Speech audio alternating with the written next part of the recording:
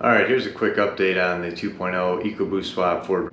These are some of the parts that I've gathered already. I have some more on the way. This is a quick rundown on what you need to basically ecoboost swap, 2.0 ecoboost swap, basically anything rear wheel drive. I mean, you can put this setup in whatever you wanted. So to start off, I started with a 97 Ford Ranger. So if you use a 2001 and up Ford Ranger, 2.3 liter two-wheel drive, you can use that transmission. That's the transmission that I'm using in my truck.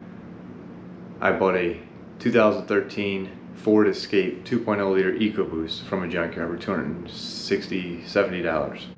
So that's the main part of the swap, right? Engine, transmission. Another big thing, obviously, is computer. So originally, Ford had the 2.0 Ford Performance computer, where if you're doing a swap with a 2.0 EcoBoost, you can use their computer. I think it costs like $1,600 or something. Coyote Swap Fox Body, which was the Ford Performance computer for the 5.0 Coyote engine. They also make one for the 3.5. They make one for the 2.3. They discontinued the 2.0 EcoBoost computer. I don't know why, whatever. The guy that did the 2.0 EcoBoost Ranger swap that I saw online, he used that. So that was, it's pretty straightforward, all plug and play stuff. It's great, whatever. Ford Performance also offered a kit that would turn your front wheel drive 2.0 liter EcoBoost into a rear wheel drive setup, meaning instead of being sideways, it would run longitudinal, and it was like a $300 or $400 kit. It made it real easy. I'll put a picture of the kit in, which they also discontinued the kit. So I looked into all this stuff when I was looking up the swap, and I knew they discontinued the computer. And I looked at this swap probably 2 years ago or so, thought about it, but when I realized that they discontinued the computer, I was like, well, what are the other options? I looked around. You can do like a universal ECU, like a Link makes a direct injection ECU setup, but obviously you'd have to wire in everything yourself and have somebody basically do a tune from scratch, I guess. I don't know. It sounds like too much, so I was like, I'm not into it. I don't want to do it. Well, for some reason I kept checking on this swap, right? Because I got this Ford Ranger, I weighed out all my options, and I'll do probably a video on it when, if I ever get this thing running with the 2.0, I'll probably do a video on why I chose to do this swap over other things. But anyway, ran through all these options, and all of a sudden I stumbled upon this company that, it must have been within a few months of me looking it up again, this company out of Portugal that makes computers for EcoBoost swaps. They do they got everything, 1.0 liter, 1.6 liter, the 2.0, 2.3, they got all these computers for all these EcoBoost swaps. So, and they mentioned, you know, the Escape and whatever, so I sent them a message. I said, hey, you know, I'm in the US, you guys offer something for me? And they said, yeah, of course, here we go. So for $800, they sent me out this computer. It's basically just a factory ECU, and they just reprogram it. I'm guessing I don't know what they do to it. They probably delete any type of safety, anti-theft stuff, and then just basically make it so it's like more of a standalone computer instead of something that needs to be plugged into a body harness and stuff like that. I'll show that in a minute, but that comes with the harness, all the stuff. So I was like, okay, computer situation is solved. So that being said, it was just time to piece everything together and start collecting parts, and that's where I'm at now. The hardest part about this swap seems like it's going to be making motor mounts, which probably shouldn't be that hard, but for some people it's going to be, you know, maybe more difficult. You don't have access to a welder or something like that, but we'll see how all that goes. I'll make videos on it later. For now, let's go over the parts that I have, and I'll probably post in some pictures of parts that are on the way that you also may or may not need, right? So let's take a look at some stuff here.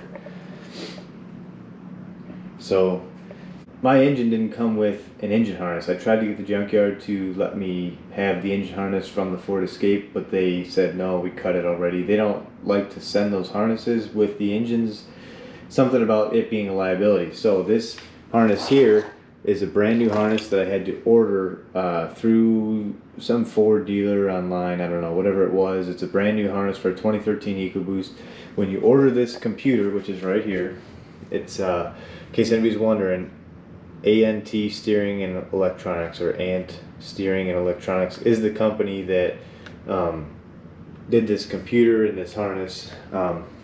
When you if you want to get something similar, they ask you to send in a picture of these connectors here on the ends so they can assure you that they're going to get you the right computer, because there's two different generations of EcoBoost engines. There's a first gen and second that they offer computers for. So the 20, I'm not 100% sure. I don't know the exact differences either. I know one difference is the earlier generations had a single scroll turbo. The newer ones had a twin scroll turbo. I don't know what else the differences are. Harness differences probably. That's why they're asking for it. I sent out pictures of it. They said, "Yep, we'll take care of you." I ordered it. I don't know. I had it probably within like a week or so, and it's just like your basic swap setup here. Just basically power it up. A few little things, some weird box, whatever. That comes with a little fuse box here. It also has the OBD2 port, and this is this guy said that this computer has software on it for basically a 2013 Focus ST. So whatever factory tune a 2013 Focus ST has, that's what's loaded on that computer. So he also said if you want to put a tune on it, you just tune it like a Focus ST, 2013 Focus ST. You can load tunes on it, whatever. Sounds good, right? So, what else do you need? Here we just have a gasket for the down. These are flywheel bolts. So, something you're gonna need is this electronic throttle pedal. This one is out of a 2015 Ford Escape, I believe. Oh, I think it says right here. Yeah, 15 Escape. I got that off of eBay for like 50 bucks, I think. You can get one from a Focus ST. I'm not even 100% sure if this is going to work. I'm just guessing it will.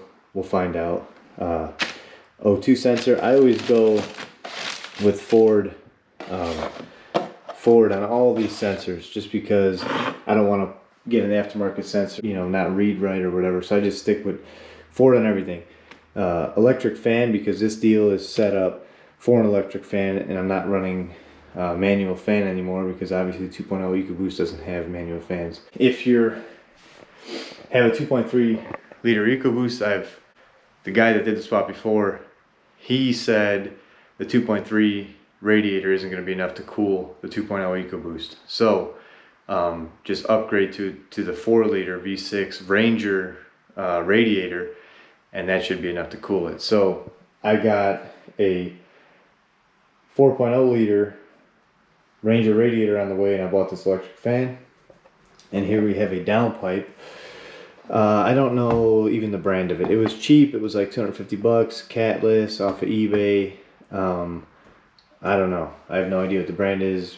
That's probably some off-brand garbage. But this is just a gasket for that there. Here we have a 380 liter per hour fuel pump. And there's more to that little kit. It's this company, Quantum. I think this company's out of Canada. It says it's ready for 85, blah, blah, blah. So, I didn't know. I tried to research it. I don't know what, like a Focus ST, what size the fuel pump is on the Focus ST. So, obviously, 2.0 EcoBoost has a direct injection pump on the engine, but you still have to feed fuel from the tank to that pump. I don't know what the Focus ST fuel pump size was. So the instructions with this ECU kit say you need to run 65 psi. So I just got a kit in tank pump for a 97 Ranger, and I just got the 380 liter per hour pump, which should be more than enough for this setup. But I didn't know. I just got not the biggest one I could get, but they had the 255 and they had a 300 or something. I just got the 380. It should be more than enough. So here we have, this is from Mountoon. What this is a oil pan, or I'm sorry, yeah, oil pan baffle. There's a baffle, and then this is the balance shaft elite kit. This was like $300 maybe. Now, when I bought this, what I was thinking was that I was going to use a stock oil pan, and obviously since the engine is sideways in the escape, when you put it straight and you're turning and doing stuff like that, braking, the oil is doing different things, and it's not made, the baffles aren't made for that, the pickup location isn't made for that. So I bought this Mountoon oil pan baffle to try to save me from any oil starvation. That was before I knew about this oil pan, this rear wheel drive oil pan setup. So I'm still going to use this because I don't have a baffle, and I guess I have to use this balance shaft elite kit. So I'm still going to use that setup. But that was kind of pricey. I want to say like $300 or something. So now onto this oil pan. So if you look at this oil pan, it's, you know, set up for a rear sump. Now, what I didn't know right away, I still don't know for sure, but I'm 99% sure. This oil pan is from a 2.3 liter Duratec, which comes in 2001 to 2011 Ford Ranger. The 2.3 liter is what they call a Duratec. This oil pan is from that. Now, this bolt pattern looks very similar to the ecoboost. The Duratec and ecoboost are, I mean, they're pretty similar engines. They might even be, that's why the transmission will bolt up to the ecoboost and the oil pan will bolt up to the ecoboost, because it's probably very similar engine block design, stuff like that. I don't know. I never looked into it. I'm not an engineer. I didn't build it, so I'm just guessing. But this oil pan should work with this 2.0 ecoboost, and I'll update you on if it does or doesn't, but that's a big help. So I should be able to run this Mountoon baffle in that oil pan. If not, I'll just run no baffle, I don't care. That being said, you also have to get the pickup tube. Now, I looked up the oil pumps on the 2.0 ecoboost, and it turns out that the oil pumps are the same basically for the Rangers. I mean, they're the same from 2001 to 2020. So that means that the oil pickup tube will bolt into that oil pump on the ecoboost, so it should have no problem running the rear sump oil pickup tube. In order to run this ecoboost, you need to have 60 psi, and you need to have a return style fuel system. So I'm not 100% sure on what's on the Ranger now, but I just decided to get this fuel pressure regulator with the return setup, and this is good from 35 to 70 psi, so I should be able to run 60 psi. It also came with the little gauge, the fuel pressure gauge. This was like $90 from Summit, and also this fuel pump was around $100. This computer was about $800. This fan was about $90. That pedal was like $50. These sensors are kind of expensive. These O2 sensors, the Ford ones, are not cheap. I think I spent on these three sensors, this is a map sensor, I believe. On these three sensors, I think it was $215. This harness, engine harness for the ecoboost, was like $215, I believe, and that was brand new.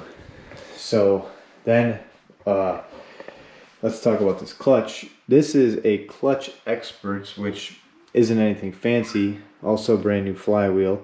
Flywheel was about $100. This Clutch Experts clutch. This, again, the guy who did this swap before on his Ranger, he used the Clutch Experts clutch. I just go with what I know is gonna work. So if somebody has done it already, and this is what he used and he said it worked, this is what I'm doing. If I want to upgrade later, I'll do my own research. I'll see if stuff fits. But for right now, this is a stage 3 Clutch Experts clutch. I don't know, it says it'll hold a little over 300 foot-pounds of torque. I'm not sure what it's gonna do. We'll just find out. So that was about $115 off eBay for that clutch. One thing I forgot to mention, I'll edit this in somewhere in the video. is the intake manifold. So the Ford Escape intake manifold, obviously it was a front wheel drive setup, so the engine was sideways. The intake manifold came downward in the front toward the bottom of the engine. On a Focus ST, the intake manifold, the throttle body, points toward the driver's side headlight. So if you turn the engine straight, the Focus ST throttle body will be back towards the firewall, and that's not ideal. The Escape, the throttle body is down toward where like the frame rail would be. One solution for that is running a Mustang, 2.3 liter Mustang intake. Now again, I don't know if this is gonna work, I'm just guessing. So I ordered this Mustang intake, which I'll probably put a picture in. Kit that Ford made to run these 2.0 liter engines in a rear wheel drive configuration is basically, you can recreate it, is what I found out. The kit Ford makes to run the 2.0 EcoBoost in a rear wheel drive configuration comes with the oil pan, pickup tube, dipstick, the coolant hose to run the coolant across the engine toward the front, intake manifold. Now from the pictures that I've seen of this kit, you could look it up, just type in 2.0 EcoBoost orientational kit. From the pictures I've seen, it looks a lot like the Mustang intake manifold. So I'm hoping that if I buy this Mustang intake manifold, I'll be able to bolt on my Ford Escape throttle body, be able to bolt this manifold right up to my 2.0 liter engine. Also, a lot of this stuff is, I'm just guessing. I don't know how well it's going to work. I don't know what kind of modifications we're going to have to do. But we're going to find out. I got all these parts ordered. Stuff is coming. Hopefully in the next few weeks we start knocking this stuff out. The biggest thing is going to be the engine mounts. Just making engine mounts for it. Going to have to cut the firewall to get this the direct injection fuel pump, mechanical fuel pump to clear. You have to cut into the firewall. I'll make videos on all this stuff. We'll see how hard it is. We'll see if I wasted my time, wasted my money.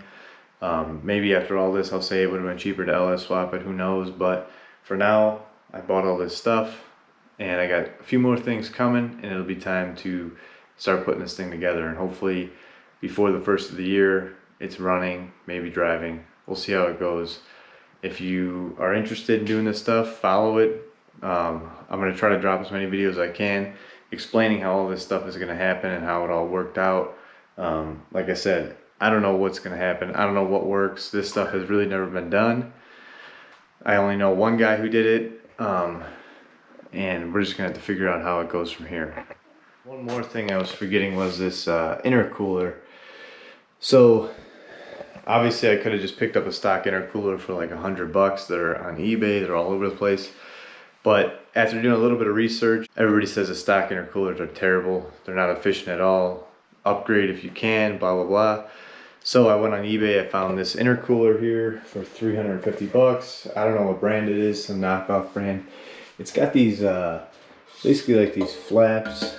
I might have to cut those off because it's probably going to be mounted in front of the radiator in the grill of the Ranger, and that's probably not going to work. So if I have to, I'll just cut those off, no big deal.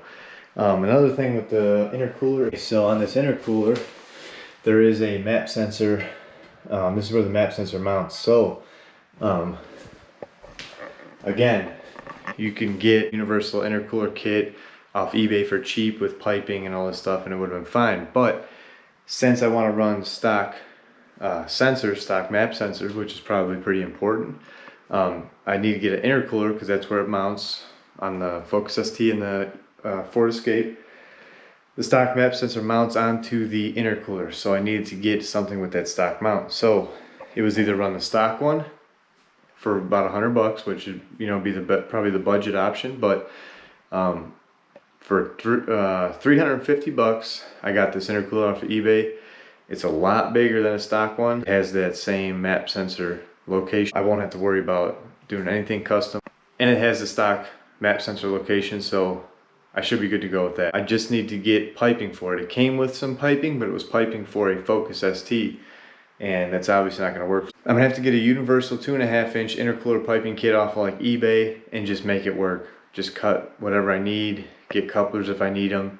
It shouldn't be that hard to do. We'll figure that out later. I'll do videos on that, of course. If anybody's wondering why I chose to do this swap versus any other swap, if I get this whole thing up and running, I'll do a video on that later and explain why I chose to do this swap, and I'll explain how much the swap costs versus potentially how much other swaps would cost. Is this swap going to be an all-out power build? No, I don't need 1,000,000 horsepower in this truck. I have my Mustang and that's already fast enough. So this build is basically just going to be a fairly quick, small truck that I can just mess around on the streets. I'm not trying to make 1,000,000 horsepower or do anything like that. So I'll do a video later on about why I chose this swap and everything that led me to this, because I had a Ford Focus ST 2014 with the 2.0 EcoBoost. So I already know the characteristics of this engine. I already kind of know what to expect, so it wasn't that hard of a decision to make based off of all my other options. So later on I'll do a video into that.